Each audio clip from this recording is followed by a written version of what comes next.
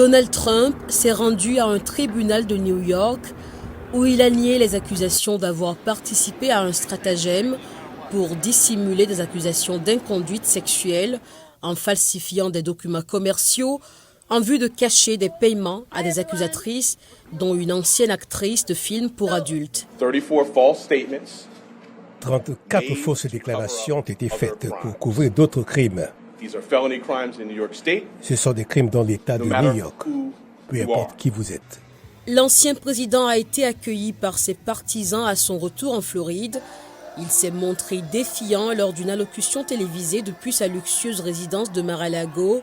Il a déclaré que le procureur est motivé par des considérations politiques. Avec un procureur local défaillant qui inculpe un ancien président des États-Unis pour la première fois dans l'histoire sur une base qui, de l'avis de tous les experts et analystes juridiques, n'existe pas. Un grand jury a voté jeudi l'inculpation de Donald Trump. Paul Schiff-Berman enseigne le droit à l'université George Washington.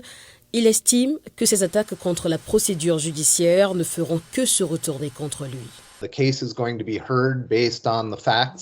L'affaire sera jugée sur la base des faits et de la loi. Je ne pense pas non plus que ça l'aidera à s'imposer auprès du peuple américain, car la plupart des Américains veulent que la procédure judiciaire fonctionne pleinement et équitablement, même à l'égard d'un ancien président.